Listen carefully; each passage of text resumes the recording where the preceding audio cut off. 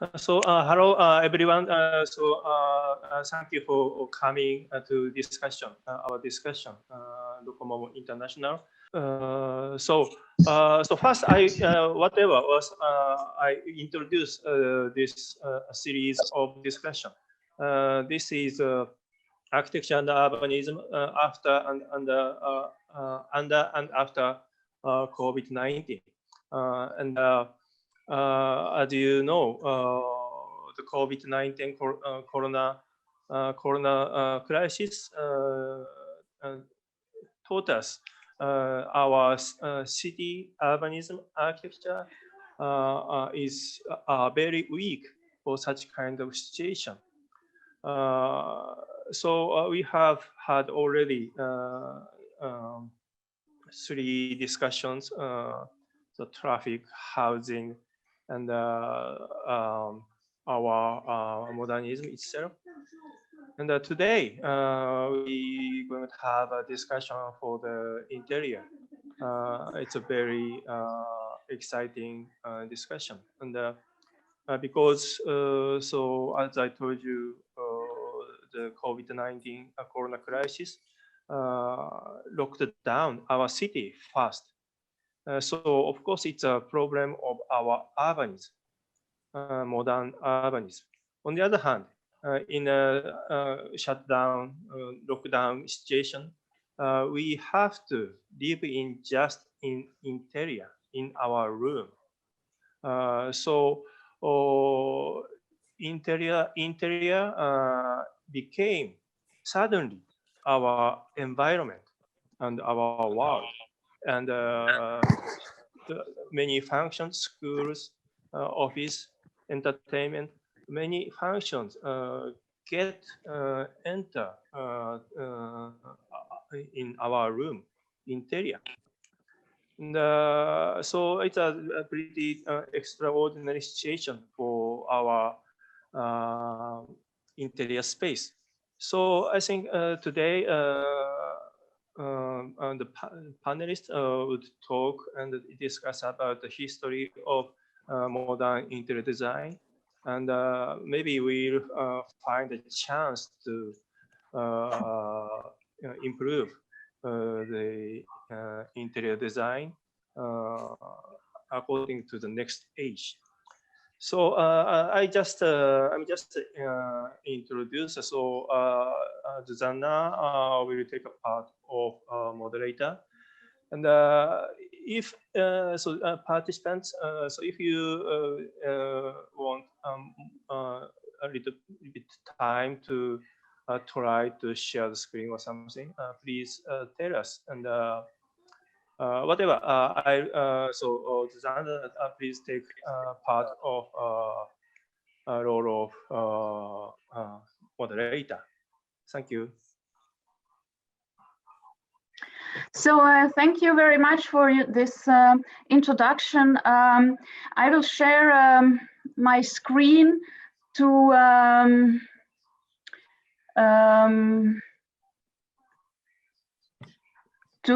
be able to make my point a bit more a sharper way. So welcome in this third discussion, which is organized by the Specialist Committee on Interior Design Docomomo International. Well, what is this? Docomomo International is organized with national chapters and working parties. So these are operating from the countries itself.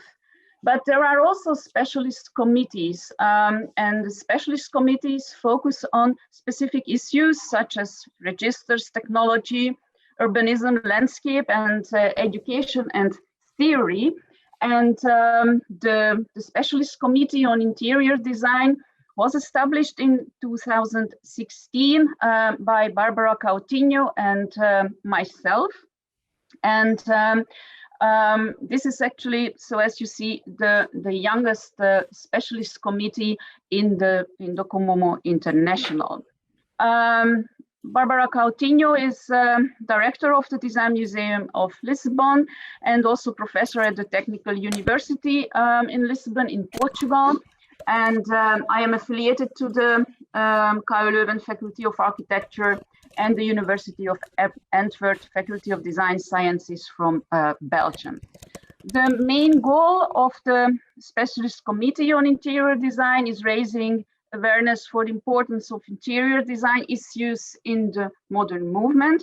And it is very important to remember that our domain is on what we call interior qualities. So all qualities related or close to the body, whether indoor or outdoor. So we don't work within the four walls, let's say. We have also a website, you see it underneath the slide, which you can find also through Docomomo International and also through the website of Docomomo Belgium. When the pandemic started, we started to work with some dear colleagues, Marielle Polman, who will speak today also, and also I'm sorry that someone was talking, but I don't understand this language. So if it was for me, could you please say it in English? I will go back to my talk. And with two colleagues, Els de Vos and Eva Storgaard from the University of Antwerp, we started to think about the meaning of interior, so from the angle of modernism. And when we looked at the zeitgeist aspects that deeply influenced modernism in connection with COVID era, then we realized that not only obvious topics like notions on hygiene and purity, but also topics which have a broader dimension could be connected between ideas of modernism and our COVID era. And these were, for example, the bond between democracy and economy, but also calls for a new and better society triggered by the pandemic. Then we worked with some questions that we worked on, so that we tried to find people who could formulate a sort of answers on these questions, like what can the legacy of the modern movement teach us about living in health, but also in mental health and hygiene? How relevant are its views on related issues such as the degree of connectedness or separation between the private and the public, or between the built and the natural environment? Can ideas such as the machina habitée or the existence minimum provide clues for new, more virus-resistant typologies, which, with the aid of technology, flexibly adapt the boundaries between the private, collective, and public spheres, preventing excesses of distance and solitude, and also enhancing solidarity? Another topic was, can concerns for objectivity, the truthful treatment of functions, or an architecture designed around the scale, movement, and perception of the human body help give place to the personal, the human, but also the poetic within a framework aimed at control, purification, and biosecurity? How is the use of the modern interior influenced by crisis in general, and more specific in times of severe health issues? How does this trigger change now, and how do modern interiors adapt? And the last question was, how can these topics influence new build and reuse design processes, but also our understanding of modern movement interiors? So now we have four different topics from four speakers. So we didn't only want to have very different topics, but also we were searching for a worldwide approach. So we will start with a topic on interior hygiene from the Turkish context. Then we will have a topic on body and distance from a background of of a country from behind the Iron Curtain, so in the context of socialism. And then the mental health problem that I have also mentioned in relationship with color use of modernism. And the last one will be on multifunctional spaces and privacy in the context of Brazil. I will introduce immediately all the 4 speakers, so then we can have following the speakers to follow each other without too much intervenience. So our first speaker is Denise Hassirci, and the title of her talk is Interior Hygiene, Body and Space in the Modernist Turkish Context. And she will talk about funny things in the bathroom in Turkey. And Denise is professor at the Department of Interior Architecture and Environmental Design at the Izmir University of Economics in Turkey. She is also a founding member of the Docomomo Turkey Interior Design Committee, which is very special that they have got this very strong focus on interiors. She is also a project coordinator of the Datum, documenting and archiving Turkish modern furniture. I think at the end of her talk, she will say some words on this project. And her research interests include history of modern interior design, Turkish modern furniture, and environment behavior studies. And she is publishing extensively on these topics.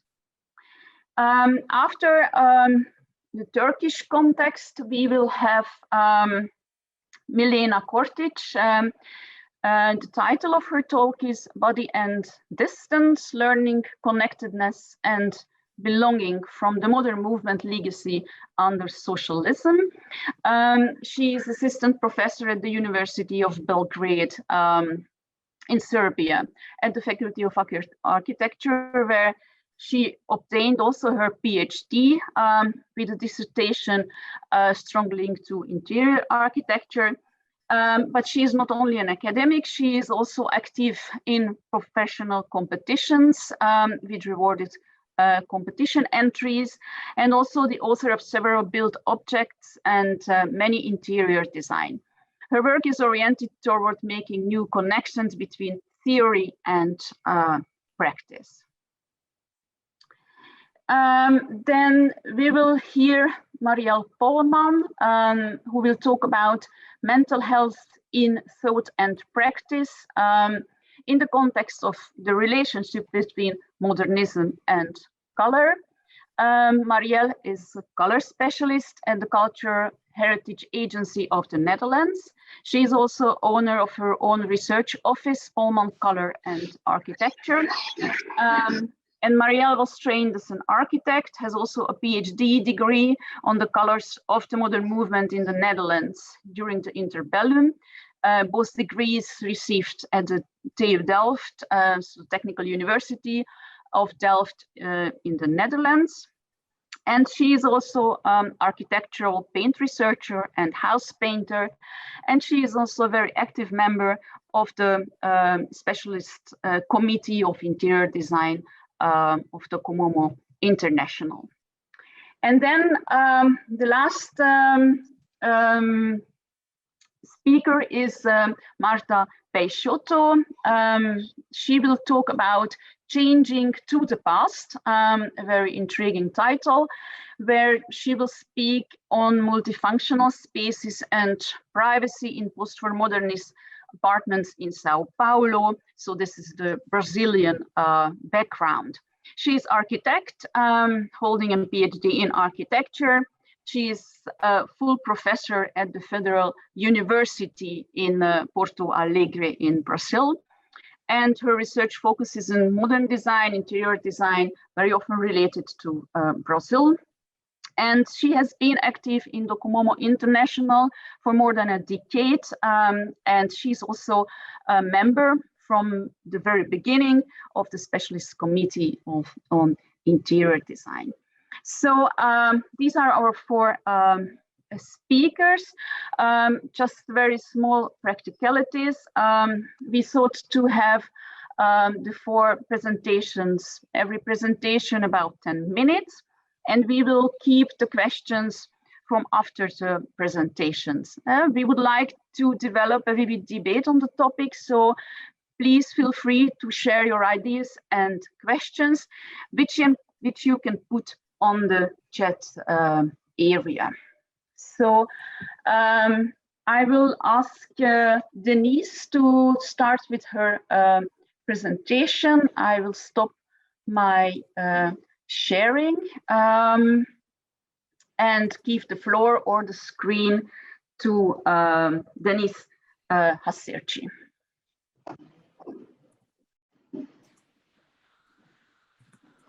Okay. I hope you can see my screen. All right. Can you see my screen, hopefully? Yes. Yeah. Yes. Yes? Okay, Yes, sorry. Sorry, I'm never sure. Thank you so much for this introduction. I'm very happy to be here representing the Docomomo TR Interiors Committee. And thank you to the organizers, especially Susanna, who has worked so hard to bring us together, and Barbara and Taki for your efforts. I'll go really quickly. My topic is interior hygiene. As Susanna has introduced, there are many ways to address the pandemic, and I will be looking at the topic from the point of hygiene and focusing on specifically the bathroom. Although the first Western sanitary habits, as well as fixtures in bathrooms, were introduced to the Ottoman elite through lifestyle journals and books of the time in the beginning of the 1900s, followed by houses built by Europeans, a more radical and widespread distribution and use took place after the foundation of the Republic of Turkey by Atatürk in 1923. Modernism can be stated to begin with a break with the Ottoman, as Turkey spans both Europe and Asia, it therefore carries characteristics of both. However, the development of the new national identity has been held parallel to Western ideals of modernism in interior design. This can be called a civilizational shift in all areas, including art, design, architecture, that Atatürk sought to achieve, and was reflected in parts in elites' homes and as a complete break with old traditions, especially the Ottoman Empire. Right. Different than previous architectural movements in Turkey, the changes during the Republic era brought modernist design to middle classes. The modern aesthetic roused mixed feelings, with some rejecting modern interiors despite moving into modern homes. Instead, 19th century European interior elements were preferred, whether bought or inherited, whereas modern interiors were seen as cold and clinical. Here on the right-hand side, you will see some caricatures making fun of modern interiors as cold and clinical spaces, likening them to doctors' offices. The pure shapes and forms of the international style used in interiors, signifying cleanliness, took on an important role in the modern Turkish society, shaping the modern family, the individual roles of the modern woman and man, all within the changing interior. Here you can see the bathroom as marked with the red square, and you will see how it shifts as we go through the slides in terms of location and shape. Among one of the most important spaces of hygiene, the bathroom was instrumental in terms of bringing Western habits into the modern Turkish house. The Western ideals of comfort and hygiene, bodily practices, lavatory fixtures all contributed to the understanding of the modernization process. Moreover, a bathroom that combined a water closet called alafranga, lavatory, a sink and a bath, thus combining these activities became a household application and a reflection of the modern life. Meanwhile, the Alaturka lavatory, where you see on the top, which is a lavatory on which one has to crouch, and that is still used in certain parts in Turkey and Asia, represented the uncivilized and unhygienic. The lavatory and bidet that were often sold as a set between the 50s and 70s could not be included fully in daily life. This is mainly because the function of the bidet was appropriated into the lavatory by adding an additional water connection. Moreover, as another hygienic interior, the traditional hammam and how that fits into the modern living deserves interest as well. If you look at the plan on the bottom, you will see instead of a bathroom, it says hammam, because that's the understanding, right? New materials and bathroom equipment were introduced that were that were being much easier than the traditional ones. And the idea to be modern, rational, healthy was reflected on the early Republican homes, the individual house with a garden and the apartment building. These were called the cubic houses. The cubic house was for the single family with closeness to daylight, nature, and a healthy life, all messages of the 30s modernist approach. The location, use, and the meaning of the bathroom changed extensively during this time. The gusulhane, which was a traditional space in the Turkish traditional home, was connected to the bedrooms, while the lavatories were often reachable from the main hallways. The bathroom first moved from the outside of the house to the interior, then to an easily accessible position in a way that combined the lavatory and bath fixtures, which were separate before. The bathroom became spaces of prestige with their equipment and accessories and reflected a modern life. As we move from the 30s to the 50s, you can see how the bathrooms are being combined, the alaturka and the alafranga, first separate, now they're coming together, they're being drawn closer together, and then the alaturka toilet lavatory is being almost excluded from the plan. The Florya Ataturk mansion is a significant example, if we look at significant cases, as bathroom spaces owned by Ataturk were exemplary to the whole nation. The design and selection of materials, equipment, and fittings in this space are thought to be purchased from abroad as examples. These are examples from other bathrooms that Ataturk had owned, and as you can see, they're for the time, they're quite modern and they reflect the time. In the early 40s, pharmacist Eczacıbaşı, who was producing insulin, realized the cessation of imports and that ceramics were in shortage. Therefore, he began manufacturing basic kitchenware, leading to the development of the first modern pharmaceutical and ceramic sanitary plant in Kartal, Istanbul. Eczacıbaşı began marketing its products under the Vitra brand, realizing the close connection between health, medicine, ceramic, sanitary ware, and sports. The company brought all areas related to hygiene together. Again, related to hygiene, in 1970, the company built the first modern tissue paper plant in Istanbul, in Yalova, named İpek Yağ Tissue Paper. In 1970, the company collaborated with developers Oran and opened the Oran Eczacıbaşı Health Equipment Competition, aiming to create awareness and collect innovative ideas regarding sanitary ware. Several creative products emerged as a result of this competition. One of the winners included, and you can see it here in the center, Professor Sadun Ersin's design, which combined the alafranga and the alaturka lavatories. Also, Mehmet Asatekin's inclusion of hammam features like the kurna, which I will show in a moment, which brings new issues to discussion within the modern context. Perhaps we do not see these designs in Turkish houses today, but they were significant in terms of adapting to change. Here we see Asatekin's designs. On the left, we have the bathroom combined in a space. On the left-hand side, you see the alaturka toilet. On the right-hand side, you see a combination. The bathroom, the Western bathroom, is lower than what we're used to.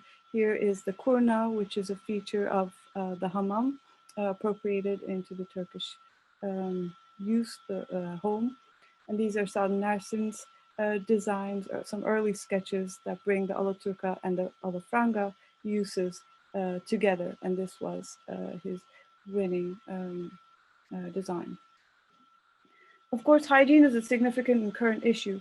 Both past and current pandemics show that countries that have adhered to strict rules and an organized and intellectual approach to the pandemic were most successful. A large part of the growing numbers was related to certain aspects of society, such as behavioral aspects, adhering to rules, keeping our bodies, spaces clean, cultural, guiding people in how to live in all aspects of life, political decision makers believing in scientific developments, and interiors, pure sterile interiors, contributing to both an understanding and an actual awareness of cleanliness. Today, there's a need for increasing awareness on the messages of this time, aspiring to an ideal society that reflects on how one approaches oneself, others, societal relations, as well as actual cleanliness that is of utmost significance. With the foundation of the Republic, there were countless books and magazines published with regards to how life and etiquette should be for the modern Turkish person as an individual, but also in the family and society. Therefore, health needs to be considered as a comprehensive whole. Perhaps unless changes are reflected in our daily habits and ordinary spaces, a real positive change cannot be discussed. The issue of hygiene necessitates interior design to focus on daily life. The modern language of daily life is one that creates new meanings for each community and nation, as Lefebvre has said, as in the case of Turkey. The issue of hygiene has always been a reflection of life in modern Turkey, and hygienic spaces thus have transformed understandings of cleanliness and what it represents in the modern era for citizens. Here you see the same Vitra company produced and the very recent designs. There has always been great power in interior design in shaping ideals and influencing change at a large scale. Today, homes, work, schools, and other public interiors are the spaces deserving extra attention. Common spaces, and especially restrooms, prove to be the riskiest spaces. These spaces are still areas of prestige, but today prestige is represented by utmost hygiene. There's a need for new and comprehensive approaches for these spaces. Automatic equipment, minimizing touch-on surfaces, self-cleaning materials, ionic technologies, and preventing splash, and designs of interiors that minimize collection of virus and bacteria are essential. There have been several improvements in these areas as we fight against the virus, and it's clear that this will be an ongoing process. What distinguishes this pandemic from the past ones is that it has proven to be a significant health issue, but more so perhaps a political issue. Due to its scale, it may be likened to world wars. However, people who lived both tragedies report that everyone knew their enemy, and it was a time of uniting, and now we need to stay apart. On a positive note, internet connectivity aids with a community feeling, of course. In the past, the remedy would not be found in years, and now we have found the remedy, but we have not yet overcome the large-scale problem. And these simple warnings are not enough. Trade-offs in the areas of health, economics, and education require much attention in terms of policy today and in the near future. Hygiene in relation to sustainability, inclusivity, and biophilia within interiors will continue to be extremely important in the coming times. Our homes and interiors have become the spaces that have transformed the most and will only be able to truly assess the effects in the future, looking back. The components of modern interiors, especially bathrooms, are still seen easily replaceable, and it is extremely important to develop the knowledge base to approach inevitable changes of modern interiors with utmost care. The significance of a comprehensive and inclusive approach is a closely knit relationship with regards to how we shape our interiors and how our interiors shape us in return. Some material in this presentation is from our project Datum that Susanna has also mentioned, where we focus on modern furniture. And I'm representing the Docomomo TR Interior Committee, where we are a group of very passionate people working on modernist interiors in Turkey. And we have done our first symposium as well, and we're very active, try to be very active on social media as well. So we hope you follow us, and thank you for your time. Thank you. Thank you, Denise. Thank you very much for this inspiring talk, which shows that the idea that modernism is not to connect with tradition is all wrong, and that is, of course, also the interior question and our surrounding, which belongs also to our identity. We can see that it is very well possible to combine these things. But of course, please think about your questions that you can remember for the end of the 4 talks. But now I would like to go over to the talk of Milena, who will introduce us in between spaces in apartment blocks from behind the Iron Curtain in the context of socialism. Please, Milena. Oh, did I mute myself? Okay. Can you hear me and can you see the presentation? Yes, it is perfect. Okay. Yes. Thank you all for organizing such an interesting and important talk, and thank you for the invitation on the behalf of the Faculty of Architecture, University of Belgrade. So the boundaries between the private collective and public spaces spheres in the time of pandemics are challenged in completely new ways, and we need new strategies to redefine them. Prevailing request for physical distance of bodies in urban space eliminated the serial of programs from everyday lives that often included interaction, exchange, and connectedness. The request for physical distance caused actual social distance, which further brought new problems of solitude and isolation of the individual in the urban environment. So we ask ourselves how architecture and design can help provide physical distance while keeping the social closeness, empathy, and solidarity in the city. This presentation aims to draw attention to a particular resource of modern movement legacy that can be valuable today, a space between outside and inside, the transitional space between housing unit and public space of the city. This space represents simultaneously an interior of the large modernistic open housing block and exterior of the apartment, but yet a direct extension of both the private and the public sphere. To see this potential, first we must take a new perspective, a relational perspective, the view from inside to the outside, as Benjamin reminds us, to take a look from the inside to better understand the outside. This perspective can enable us to see the interconnectedness and continuity, both spatial and programmatic, instead of the binary divisions. Modern movement legacy, especially in the countries that were under socialist political regimes, teaches us that shared spaces, collective spaces as part of public space, are places in which community is being formed and strengthened, where new forms of affiliation and belonging were arising. The socialist paradigm emphasizes the importance of open public spaces within the residential zones as places for maintaining physical activity and health, as well as social interaction. The transitional space had importance in countries under socialism because, as Sonja Hirt says in her book, Iron Curtain, shaping space to shape a new society was the job of the socialist state. Space itself was nothing more than a great social project aimed at conceiving a new socialist individual uninterested in personal gain and ready to selflessly contribute to the society as a whole. Important difference of the socialist city comparing to capitalist is favoring the richness of public life over commercial content. And by the words of Seleny, the idea of establishing the unity of society and the security of the community through spatial organization and relationships. In a socialistic federative Republic of Yugoslavia, New Belgrade was the polygon for demonstration of these ideas. By the words of Jovanovic and Vjaskovic in journal Nasljeđe, New Belgrade is considered today in a professional context as a European counterpart to Brazilian Chandigarh, as the only new capital of post-Europe, despite the fact that a large part of the planned central and administrative facilities have not been built.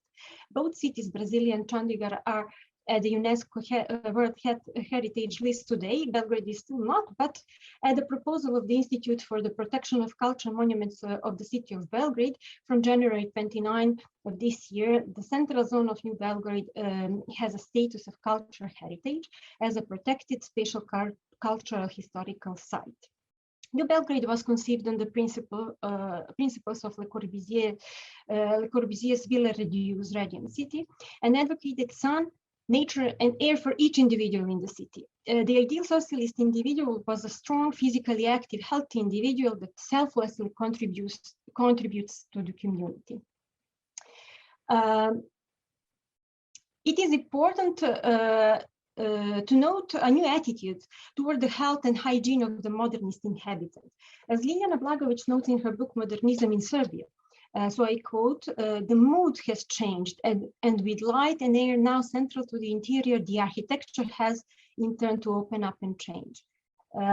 Evident transformation of the character of the interior can be seen when a bright and airy mood prevails, implying the health-conscious atmosphere. So this continuity between inside and outside, with an unobstructed view and openness to as much light and air as possible, and the hygienic interiors were features that allowed the inhabitants to claim a modern identity, by the words of Ljiljana Blagović. The openness toward the light and air was the goal of the housing policy. So the interstitial spaces of the block, spaces between outside and inside, became actual extensions of the apartment and broadening of the individual private space. To emphasize these processes of opening and connecting during the modernism, we will look closely to a central zone of New Belgrade, and especially one residential block of this zone, Block 22. The urban proposition for the central zone of New Belgrade included 9 blocks distributed symmetrically along the central axis that connected Federal Executive Council and railway station. This axis is planned as a new city center, the backbone of the new city tissue, which consisted of 3 large squares for different purposes, manifestation, culture, and entertainment events, but these 3 squares were never built. Other blocks are planned as residential, with an indication of commercial facilities along the main boulevards. Among them is Block 22. The project development from architectural competition to the realization was in the period of great socio-political changes, but the specificity of development of the capital of Yugoslavia was the emergence of the new non-aligned movement in 1961, in which Yugoslavia had a key role by taking a neutral position towards the policies of Eastern and Western blocs. As a consequence, it had greater freedom in creating a new capital, which enabled greater freedom of architectural concepts and influences also. Block 22, 21, 3, and symmetrically 28, 29, and 30 in Belgrade emerged as a result of long-term systematic planning that included competition policy for the sake of positive representation of the state. So architecture empowered community, unity, and equality. Through new spaces and relationships in space, society has created its own new identity. Blocks 22 and 23 were subject of a general Yugoslav competition in 1968, at which Božidar Janković, Branislav Karadžić, and Aleksandar Stjepanović won the first prize for an international and urban design. Focus on the community, on the relationships between individual, family, and society, and the extension of the indoor activities made outdoor spaces become equally important as indoor spaces in residential areas. Accordingly, the architectural language of the inside and outside spaces was unison. The treatment of the facade with divisions, which were rhythmically repeated, and elements that were painted in vivid Mondrian colors, resonated in the urban design and landscape treatment of open spaces. The expressivity of form and masterful skill of composing of all elements, from the facade and housing volumes to the urban equipment and landscape material, marked Block 22 and 23 as a concrete Baroque. The strong expression of form and abundant use of concrete characterized the outside interior of the block. All the principles of architectural structure design have been applied consistently to the organization and design of outdoor space and its equipment, from composition through prefabricated production, all the way to the details of materialization, color, and texture. This free open space of modern housing block can be seen as a polygon for reinvention of models of connectedness between the private and public, or between the built and natural environment. Outside, seen as a necessary extension of the inside, organically connected to the public common space of the block in which residents practice daily routines in open, natural space, was introduced in theoretical frame by Yugoslav architects and urbanists such as Branko Maksimović, who wrote in 1968 about functional values of open spaces near the apartment. He says that free space near the apartment can become a functional, vital supplement to living in the natural environment. Maksimović mentions psychological, physiological, and pedagogical aspects in which the functional values of open space of the block can provide benefits for all gender, age, and social groups. This perspective is valuable today in the era of pandemic. So modernist ideas from 80 years ago provide both theoretical and practical framework for these issues. As you can see, residents, community of residents is still alive and active, and they are organizing common affairs such as humanitarian actions, greening actions, and sharing information through social media. These topics was also recognized by students that took part in the workshop COVID-19 Challenges Architecture of Pandemic, which took place at the University of Belgrade during the pandemic. These two projects attempt to orchestrate bodies in urban space by designing the safe physical distance of inhabitants through outside space furnishing, but making the opportunity for them to participate in the same event, keeping the social interaction and sense of belonging through interactive design. The first proposition occupies the described space of Block 22, and the second one presents how this method can be applied in other different urban structures, for example, in the old city center. And in this time of isolation, we can look at the modern movement efforts to try to find new ways and shapes of how can we live together, to paraphrase the Venice Biennale topic last year. So thank you all, and hope to hear from you during the discussion. Thank you, Milena. Thank you very much. It's really a very rich talk that you gave us on community building, on actually with examples, and on a topic that was seen as a utopia which wasn't working, but of course we can see that there is a lot of potential, and now when we look at it from the new reality of the pandemic, we realize also where this potential really lies. So thank you very much. We would move on the psychological and the healing aspects of color in modernism, given by Marielle Polman. Marielle, can you share your document? Are you here? Yes, I'm here. It's okay? Yes, it is. It is. Okay. Okay, so thank you. Thank you, Susanna. Thank you, Docomomo Japan. And I'm very happy to be here today with my colleagues in this Saturday afternoon for you, morning for us. Okay. In Brazil, after the Second World War, the urban landscape changed with a remarkable verticalization and the construction of a large number of modern buildings, mainly in the biggest capitals. In São Paulo, the offer included buildings designed to the wealthy middle class by architects such as Rino Leve, Vila Nova Artigas, and Franz Hipp.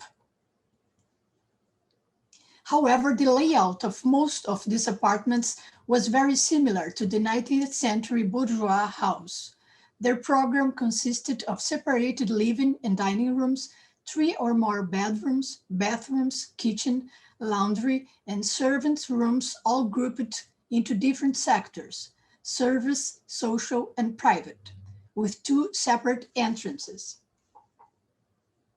Despite using concrete, the layout was organized into compartments in a conventional manner, similar to the internal ambience. They were decorated in a very traditional way, far from the exterior image. The glass facades used to be hidden by the curtains and inaccessible behind a density of heavy and dark furniture. This collection of buildings was neglected by the real estate market from the 80s onwards. However, they were rediscovered at the beginning of this century. The new buyers were educated people with aesthetic pretensions and a special sensibility. Not by chance, a good part of them were architects. More than the original quality of the construction, they admired the brightness and views provided by the glass facades, the height of the ceilings, and the generous square footage. All of this supported by a reinforced concrete structure that made all the necessary adaptations feasible. The common changes consisted of eliminating servants' rooms, integrating kitchens into social areas, updating bathrooms, introducing air conditioning systems, and modernizing installations and finishes. These new residents were smaller families with no domestic servants. As a result, some of these flats became two-bedroom apartments with an office, one-bedroom apartments, or even huge studios. The internal spaces became more fluid and integrated. The number of partitions decreased, as did the number of decorative elements and the density of furniture and objects. This peeling also released the glass facades, allowing a greater connection with the outside. These changes referred to the ideal imagined by the avant-garde architects of that time. They used modern furniture and objects, mainly from the 50s and 60s, and the original apartments became more modern than they were. An educated eye is needed to recognize and distinguish what is contemporary or original. There was furniture designed or chosen for the renovation, objects of modern design still produced and sold today, originals mined in antique shops, and retro pieces. Nowadays, 20 years after these renovations were carried out, there is a new adaptation process undergoing. This time, not as a consequence of any real estate market maneuver or another cultural issue, but because of a worldwide health emergency. Due to the COVID-19 pandemic, whoever could start working from home did so. Schools were closed, employees and domestic services were dismissed or avoided. Suddenly, whole families were isolated in their homes in an unprecedented forced coexistence. As time went by, still with no solution to the problems caused by interpersonal physical contact, people began to perform their many different activities at home. Children's classes, parents' work meetings, physical exercises, birthday parties, everything started happening at home, online, and remotely. There is no more difference among the place to live, work, study, have fun, or rest. Everything happens inside our home. Concerning the hygiene requirements, these modern apartments do very well. They are usually ventilated and sunny, taking advantage of their wide openings to the outside. The service entrance, usually next to the laundry, questioned or even eliminated years ago, has turned into a good solution for disinfecting things and people right upon arrival. The large square footage with low density is also a relief in the situation of almost house arrest. However, as for privacy, some of the solutions promoted by these renovations do not seem to have done so well. Transformed into multifunctional spaces, The living and dining rooms integrated into the kitchen, as well as the open offices, lack walls and doors that enable peaceful coexistence. Residents have been forced to adapt in the best possible way. The following two examples are very similar, both in apartments of the Lausanne building, designed by Franz Hipp in 1953, both belonging to couples formed by two architects. The original 180 square meters floor plan has a big living room, 3 bedrooms with 2 bathrooms, a closed kitchen associated with a dining area, laundry, a bedroom, and a bathroom for servants. There are 2 entrances, one for the residents and one for the service or servants. The first enters a hall that leads to the living room, and the other one arrives at the laundry. In the first case, they were a couple without children. The renovation transformed one of the bedrooms into the wife's office, open to the living room, and the largest of the remaining bedrooms became their suite. The laundry was joined to the kitchen, with which also opened to the living room. A month after they moved in, they were expecting a child. 3 years later, the second one came. Shortly after, they decided to put a sliding door between the living room and the kitchen that started to work all day. Another necessary change to fit the apartment to the new family was to create conditions for the 2 daughters to share the same bedroom, a place for them to sleep and study. This new arrangement was supporting their lives very well until last year. But after the pandemic, the father also started to work from home, just as children now have classes there remotely. This time, the solution has been improvised. The mother continues in her office, but now sharing with the daughters. The father holds meetings and teaches on the balcony. In the second case, there is an important difference from the previous one. From the beginning, the couple had 2 children, and the renovation project was made for this family of 4. They kept the original number of bedrooms, and the major layout transformation was connecting laundry, kitchen, living room, and balcony. These spaces have become contiguous, a huge social area from the front to the back of the building.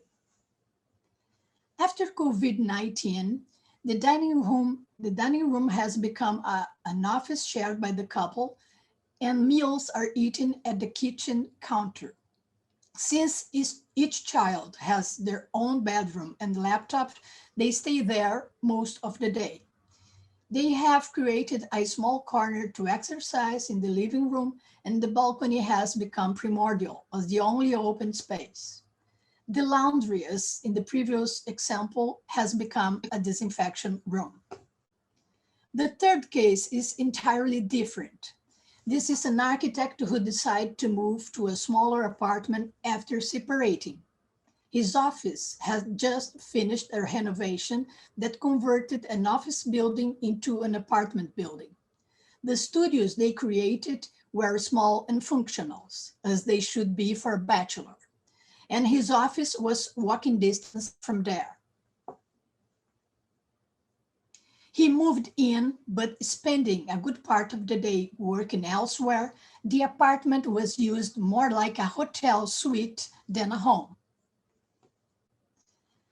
After the pandemic, he's being forced to spend all his time inside the apartment, without much space, without daily walks to the office, without lunch with friends. Now he lives in a single multifunctional space with no escapes. According to himself, he started to live in his office as an ironic case of reconversion. These changes are still treated as temporary, and we do not yet have the dimension of the consequences that will be left by the pandemic in the way we inhabit modern buildings. In any case, in these 3 situations experienced by architects belonging to the Brazilian upper middle class, The forced coexistence in multifunctional spaces has caused discomfort in a higher or lower level. Everyone here at some point missed a lockable door, a brick wall.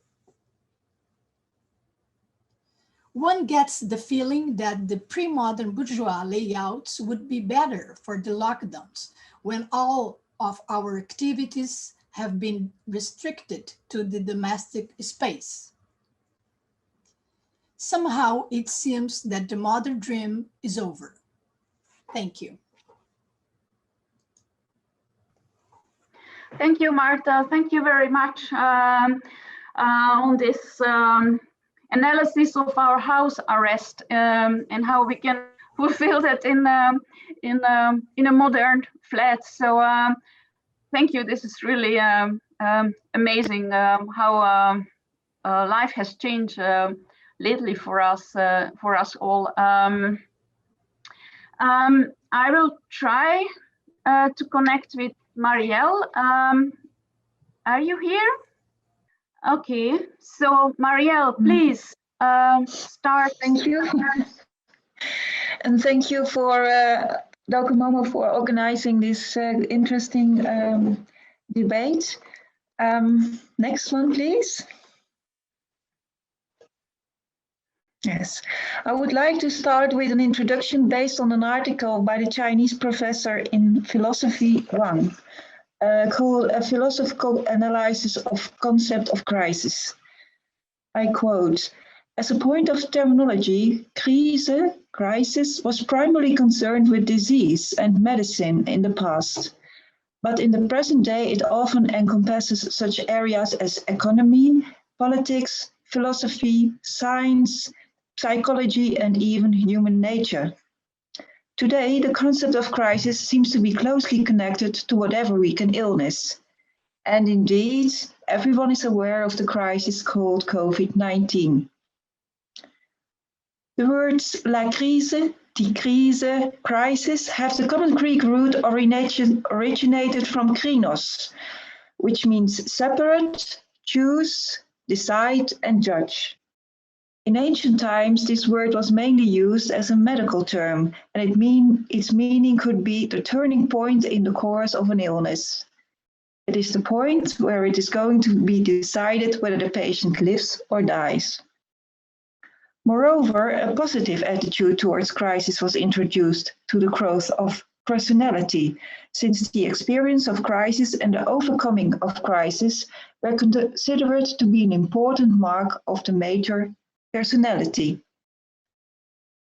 In the Chinese culture, there is also a metaphorical change in the concept of crisis. A modern Chinese translation of crisis, beiji, which means the grounds for danger and the turning point or critical moment of danger. And literally, it is also understood as the combination of danger and opportunity. The character Wei could mean both danger and upright, and it is derived words may refer to rightness, worry, or fear. The dialectical idea of crisis came from Taoism.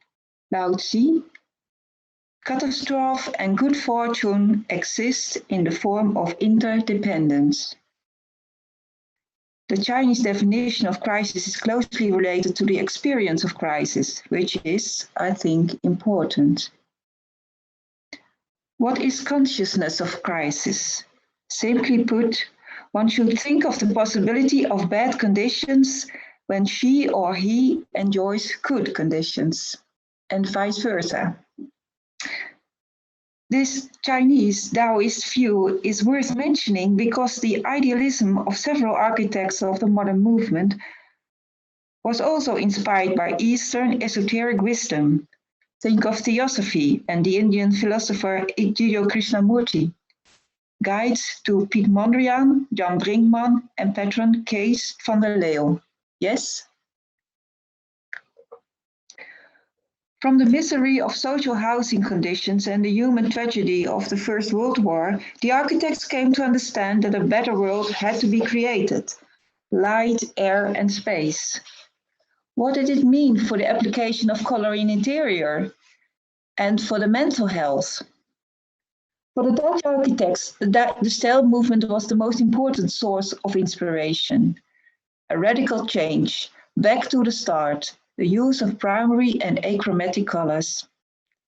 Theo van Doesburg made the color schemes in several interiors for the Obed in Strasbourg.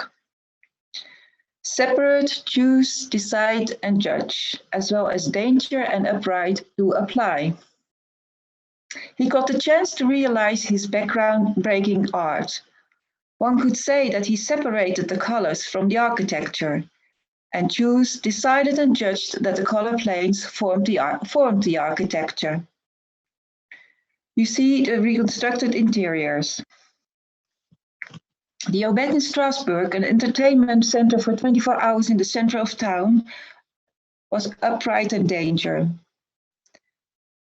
The danger came soon, because he wrote to Adolf Bene just after it was finished, Obed in Strasbourg has taught me that the time is not ripe for an overall design.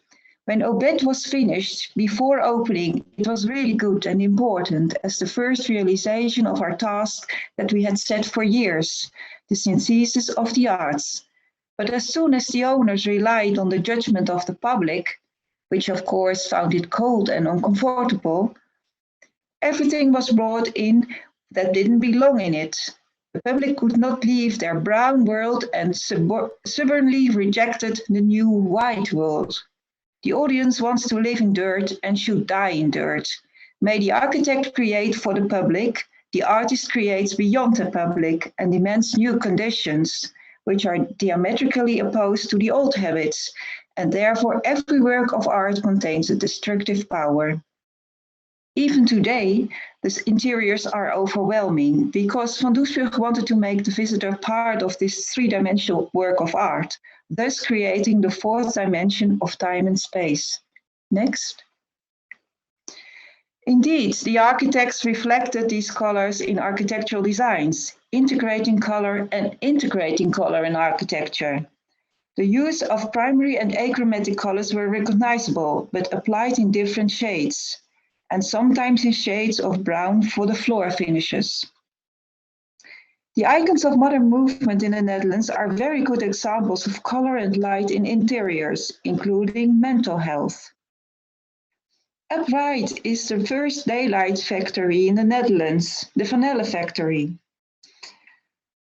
Van der Leeuw, the patron, wanted a chemical-resistant floor coating and a pleasant and good working climate for his employees, using yellow dermos floors. And even the red stairs are very nice and warm atmosphere. The ceilings and columns were painted white, revealing the effects of daylight on the sculptural mushroom capitals and shafts. And pipes in functional colors were used, and the ironwork was all painted aluminium.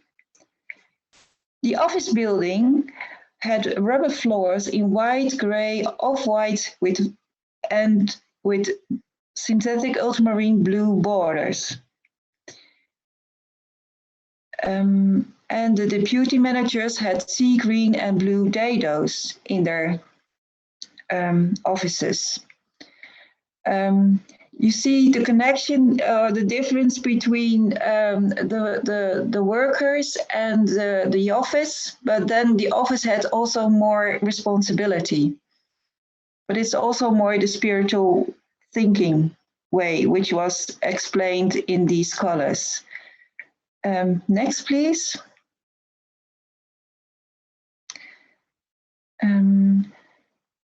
Sanatorium Zonnestraal, again, upright and danger. Because due to economical constructions, the architecture of architect Duiker is in constant danger. Nevertheless, it's upright.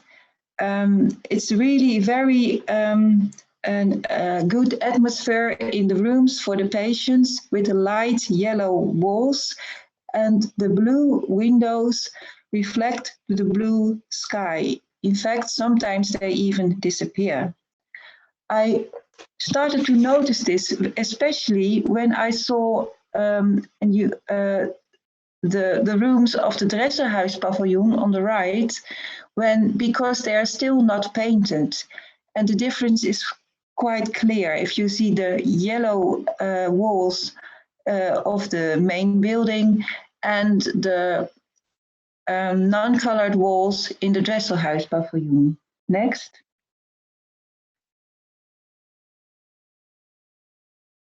Another good example of the search.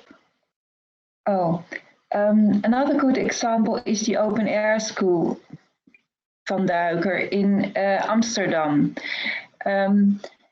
Again, blue and yellow, but also green. Green for the wall of the blackboard.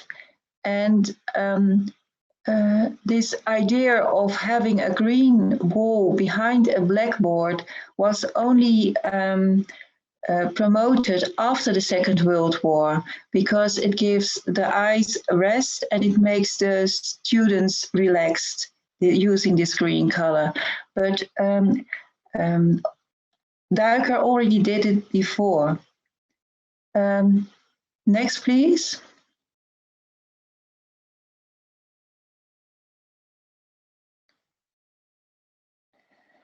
Another good example of search for the importance of color in the interior influences on people can be recognized in the work of Rietveld.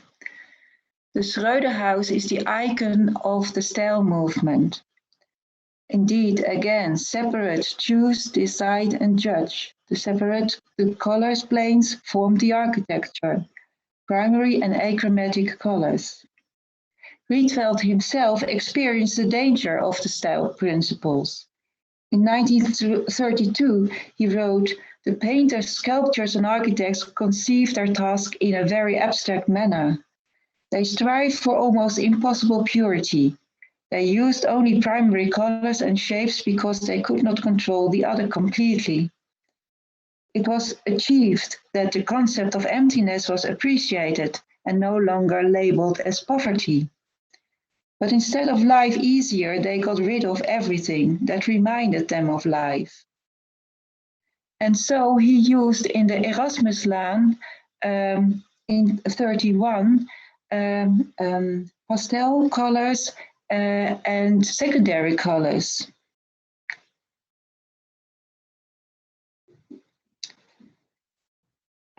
And this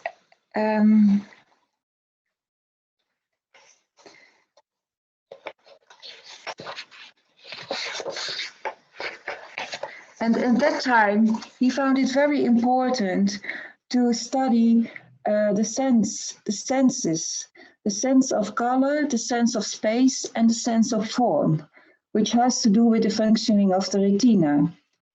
And these senses have to be more developed, because he said they play an important role in the artistic sense. And the development of a sense of color contributes to a person's sense of well-being, as the sense of color is of great importance to human consciousness. So he was already very much concerned with the consciousness of color, whereas the overall, the interest was more in the psychology of color. The philosophy and work of Rietveld was influenced by the philosophical underpinnings of Arthur Schopenhauer's On Vision of Colors. Next. Rietveld was very good able to adapt to the client's will, like here in Huis van den Doel in Ilpendam. The principal's wife wanted a pink wall, and Rietveld made a blue-green door in this wall, thus forming a color harmony. Next.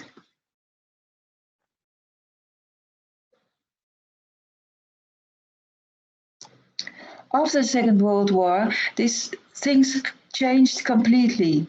Due to the enormous demand for houses that had to be built, there was no more time for exploring.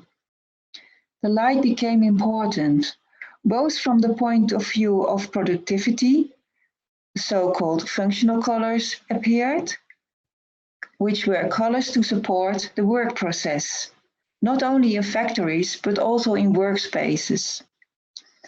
And because of the housing shortage, which made small living space seems larger. Architecture and art was more separated again, and architects used building materials like brick and concrete as finishes. The light industry became important, and people emancipated. The do-it-yourself market emerged. The Goed Wonen, Good Living Foundation gave advice on how the house should be furnished and finished, even in exhibitions in the Stedelijk Museum in Amsterdam. People were also directly informed and advised by the paint industry, with sales being an important driver for the industry, of course. The bright colors could be bought ready-made, something the architects had been looking forward to. But the fresh colors did not necessarily contribute to clarity of mind. This is indeed where the danger comes in. Next.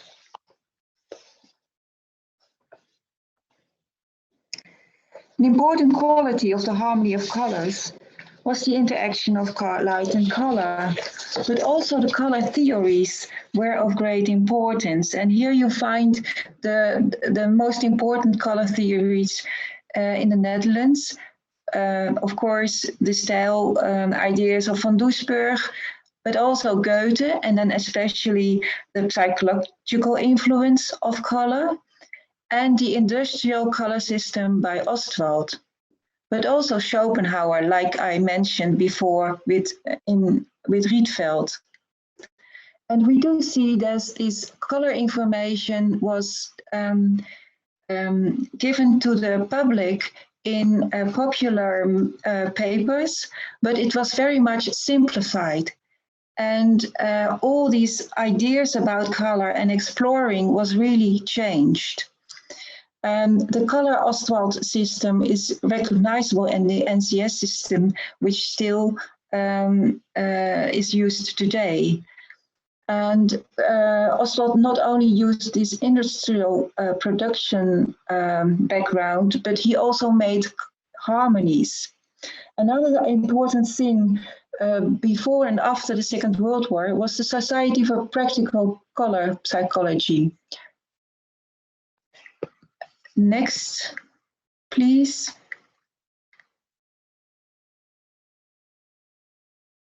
Most architects do not mention this idea about color theories, but their interiors the colors in their interiors are in harmony.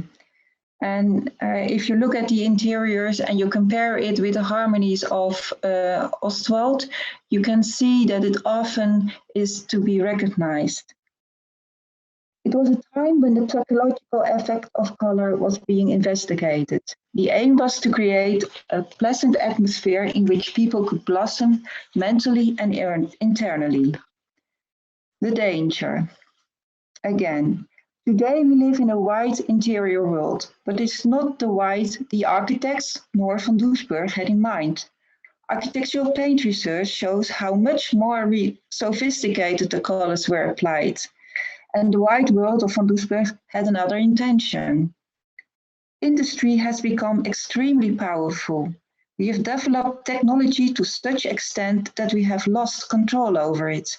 And there is a real danger of such tremendous power being misused and threatening the survival of the whole human race. And there is the challenge. People are connected internationally. It's obvious to everyone thanks to the coronavirus. Thus, the international style is not an utopia. The problems created by technology cannot be handled by the same kind of mind that created them. After the psychological developments, it is now the phase of awareness, self-awareness, and everyone has to work on that individually. Color was meant to contribute to the well-being of man, not only as an architectural mean, but also to achieve inner harmony. A harmonious colored interior will contribute to this. That hasn't changed. Which colors and materials this requires is the task at hand. Thank you. Thank you, Marielle. Thank you very much. The introduction and well-being in harmony, instead of talking about functionality in the context of modernism. And of course, you who restored or took part of the restoration of the colors of these buildings, you speak really with the real material, with the knowledge of this very special part of modernism. Thank you very much. Thank you all of you in your contributions. I will give the word first to our director, the director of Docomomo International, Anato Stoic, who would like to say something to us. Oh, thank you so much, Susanna, not just for giving me the word, but to greet you as well as Barbara, but for this great achievement. And it was in fact fantastic when you were participating, I believe, in the first session of The Modernism is Frozen immediately after our lockdown, and you asked the word and you said, I wish very much to organize a session, and it's here. And so I congratulate you really for achieving this very much wide vision in this short time. So we come from Turkey to Brazil and to former Yugoslavia and to Central Europe with all these very philosophical questions about well-being. And I believe that this committee, which you said it's the most young and I would say the most fresh international scientific committee of Docomomo, and I'm talking in my double, let's say, position as the president of Docomomo International, as at the same time as just a member of this committee that you are the chair with Barbara Coutinho. And in fact, it's fantastic to realize that there are huge questions linking different cultures and all these matters connecting a kind of a daily life and the search of an harmony are really very much connected with the interior design. And it's a way to show, I think, and to go deep on a different vision of modern movement, which has to do with body, with mind, with the daily life, how times goes by and we get old and we develop. And so it's really, I think, a perfect answer to the question of Taki Suzuki, who I wish as well to great with this, let's say, for launching this idea, modernism is frozen, with this idea that modernism is out and over, and perhaps it is not. And I think that this session, I think it's the third or the fourth, we had already someone, is really very much rich, complex and complete. And I think we should envision some further steps for these questions.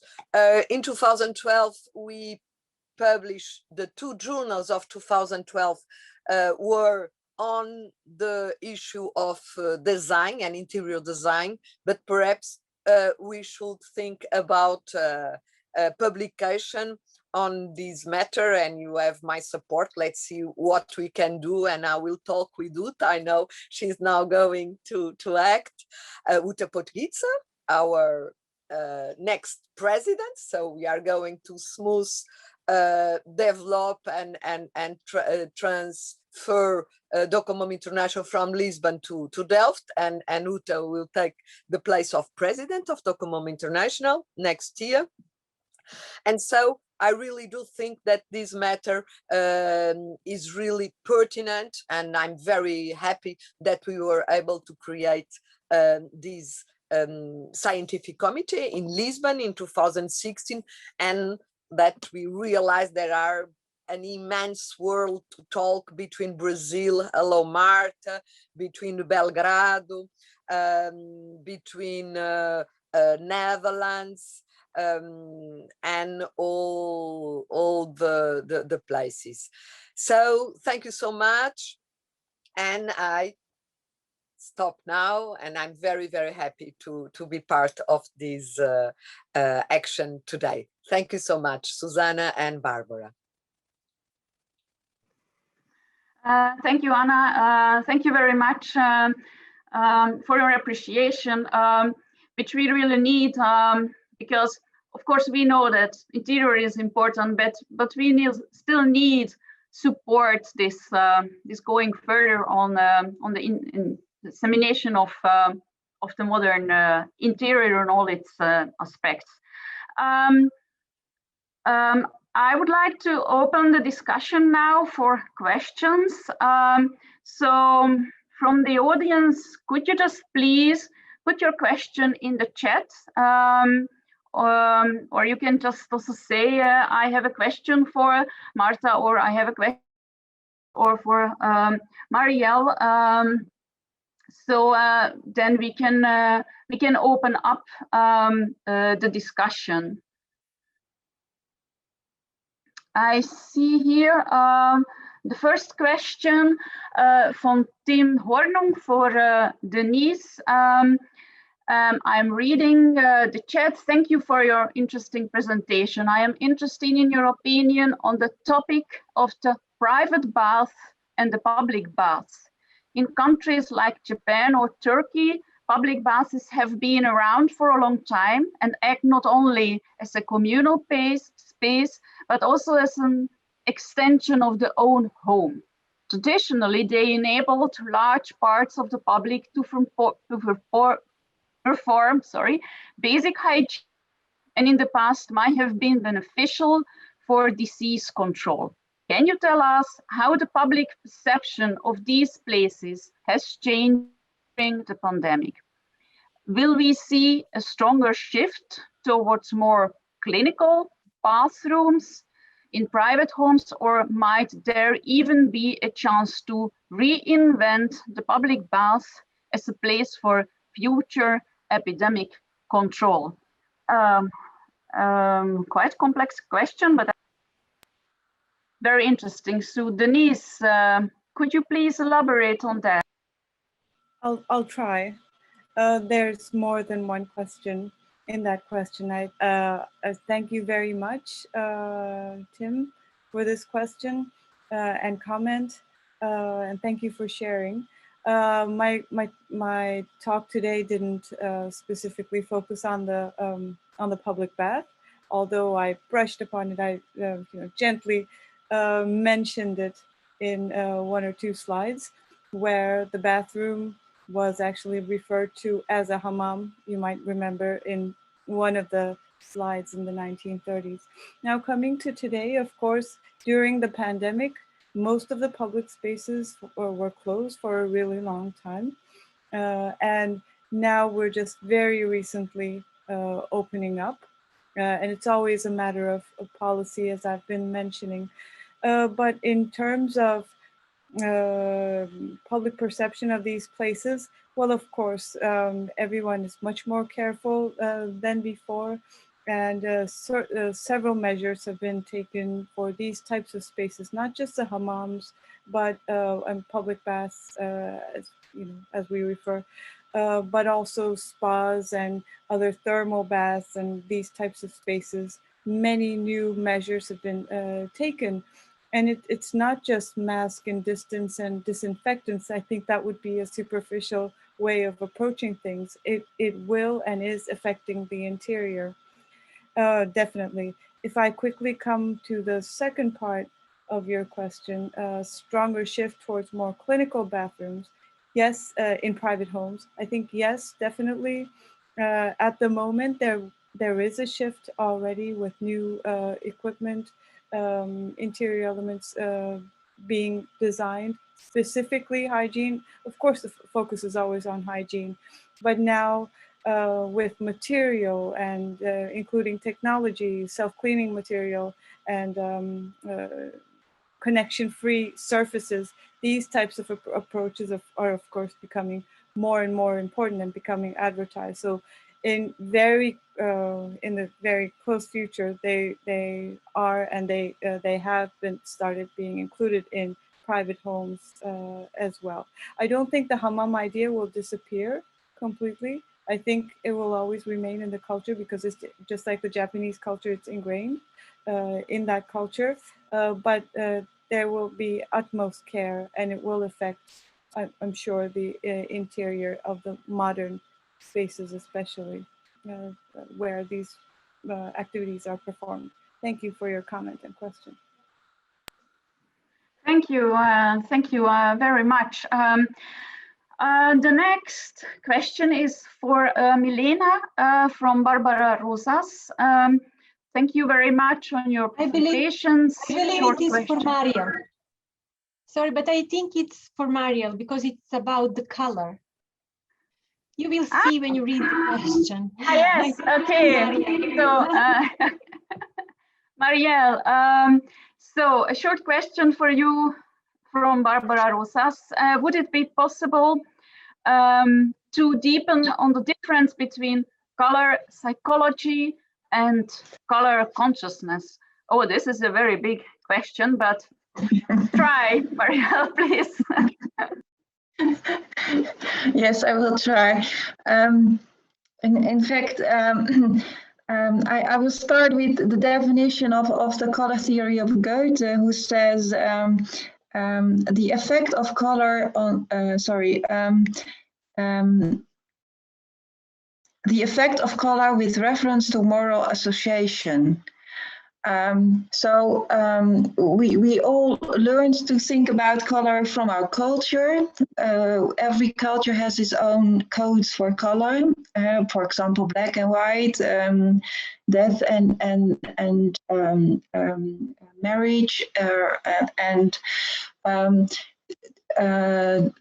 and we are influenced by our surroundings and by the light.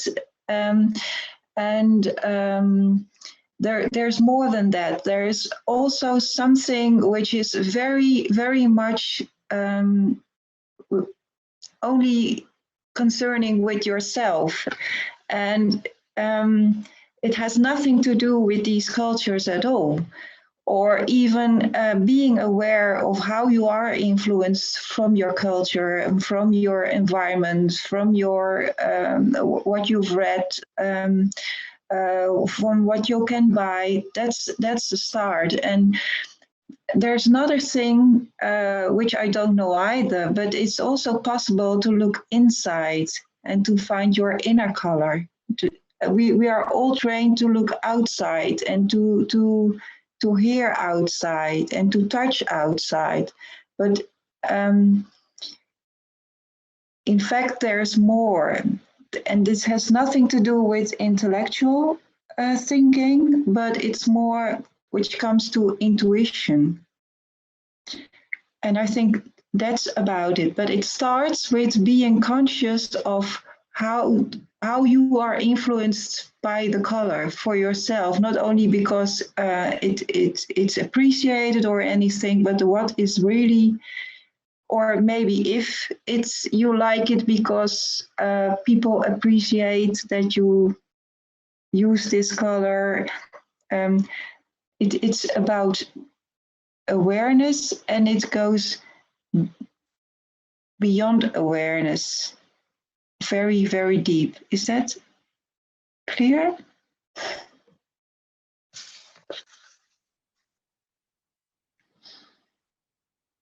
Yes, I think you have the answer from Barbara that she understood that, and I think it is it was very clear. I don't know how to do it, but I think I have understood what you meant, Marielle. Thank you very much. So it's it goes in our unconsciousness. Is this actually what you also trying to say? So there is an unconscious level how we react on Yes. colors deep. And yes, and maybe I was thinking of it. It's all about energy and where of the energy. I think, for example, I can feel it within Docomomo. There's a certain energy within Docomomo, which is to be recognized in the modern movement as well. And I can't really explain it, but it is a sort of equalness. There is no hierarchy. There is this love for the architecture. It's love for the world, for the human beings, and it is. It's also a sort of energy which is there whenever we meet. So I think it's in this level. It's without words, more or less.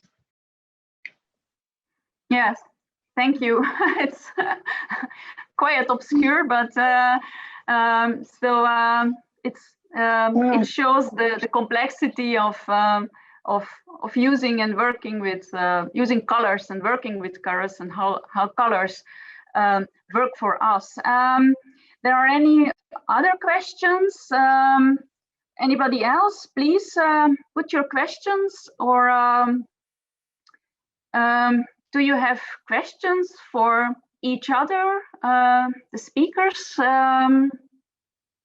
Denise, yes, please.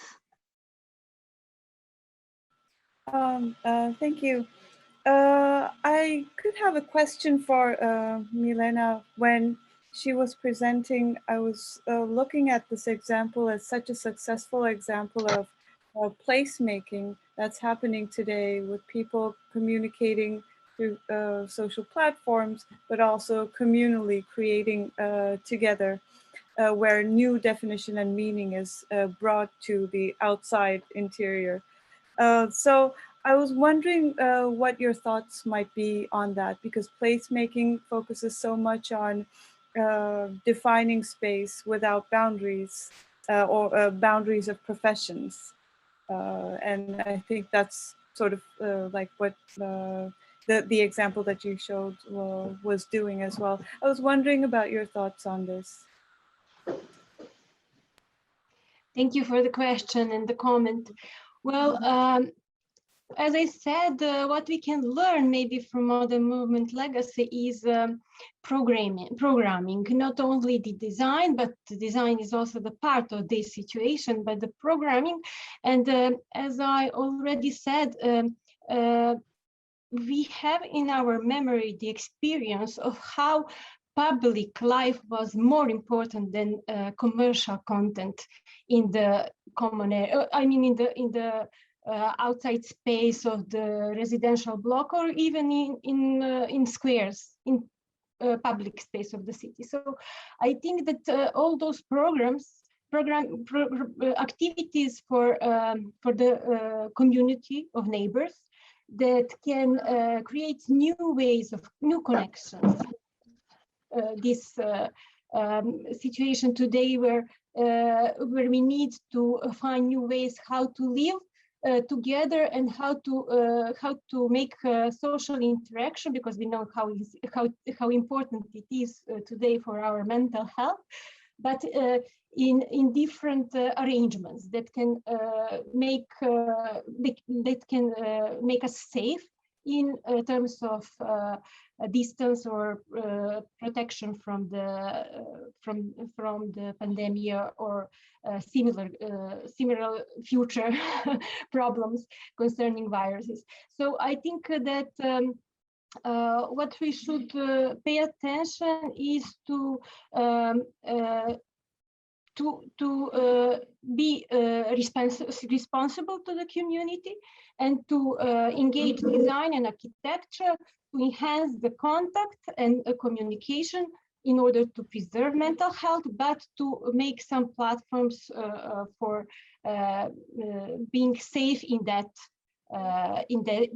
space together, sharing the event or sharing the experience, but making the space that is safe enough in these complicated times. So I think architecture and design can help do that. And as we see, it's a necessity, it's a new necessity that maybe is here to stay. I don't know, I hope not, but let's prepare with architectural tools. Okay, thank you so much. Thank you. Thank you. Anybody else? Yes. I would like to make a comment. It's not exactly a question, but first I would like to say that I'm very happy of being part of this discussion today. Thank you Susanna and Barbara for this opportunity.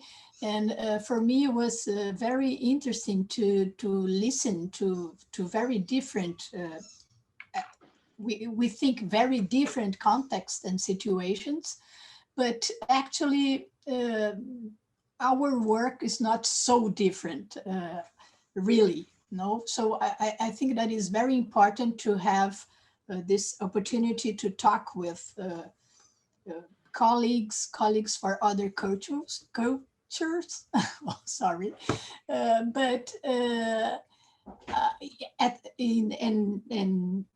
the most important thing is that interiors, I think, at least in Brazil, I always have to say that interiors are not so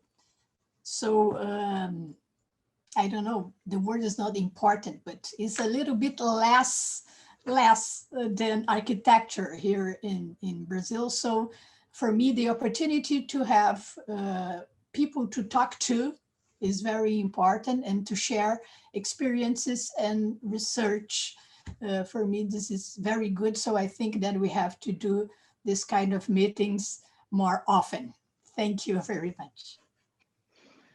Thank you for this encouragement. I am very happy that you are happy with this. I don't see any more questions. And actually, we have been quite a long, busy quite a long. We planned this for 1.5 hours, and it is already quarter to the hour. So if there are no other questions, then I would like to thank everybody, and also the organization, Professor Suzuki, who allowed us to take part in this series of debates. I just see there is another question. Shall I read this? Then that would be our last one. May I have a comment? May I have a comment? Yes.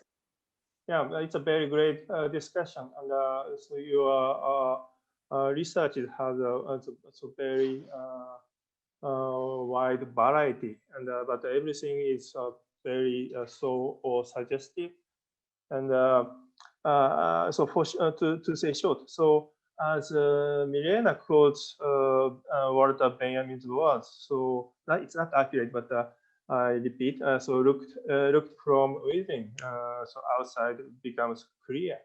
So Walter Benjamin told that. And yeah, now I think it's a very correct word. So your discussion for the interior, through the discussion, now we can see everything very clear. So I want to tell thank you for everyone for the discussion. Yeah, so this discussion makes many problems and the solution the very clear. So thank you for everything. That's it. Thank you very much. Can I just can we just have this one question, which is in the chat? Do we have 5 minutes for that? Yes? Yes. Okay. So it's an elaboration for Marta on the concern for spatial privacy is rising. Can you elaborate? Hello. Thank you, Carlos Eduardo Comas. Yes, I think I have to confess that my research is in the very beginning. Of course, to be locked down 1 year is a lot of time, but to do a research 1 year, it maybe is few time. But I think that yes, the important question, in my opinion, is that maybe we are missing the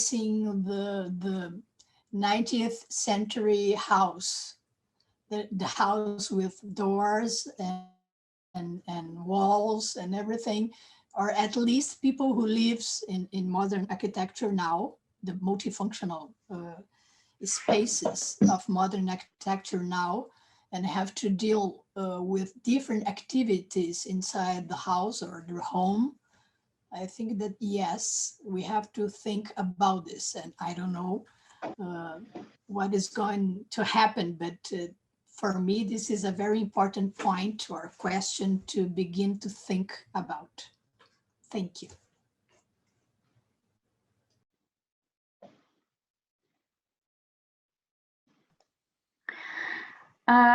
Thank you. And is there anybody else who wants to say something, or can we close this debate? Thank you, Denise. I would like to thank Barbara Cantinho, my co-chair, for running this specialist committee, and special thanks for my colleagues who helped me to start up with this, Marielle, who we heard today, and the two others from the University of Antwerp that I mentioned in the beginning, Els de Vos and Eva Storgaard. So let's say goodbye to each other, but not, let's hope that it won't take a long time, that we can continue this discussion and contribute to a more understanding of this topic.